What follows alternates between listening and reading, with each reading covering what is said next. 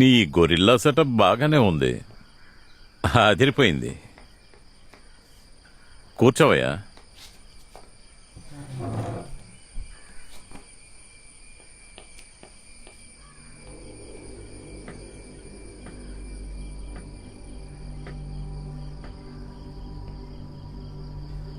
ఈసారి పక్కగా ప్లాన్ వేసావు, కెమికల్తో ఆడుకున్నావు. ఓహ్, మిమ్మల్ని మళ్ళీ చంపడానికి వచ్చారు కదూ. ఇలా చూడండి సార్,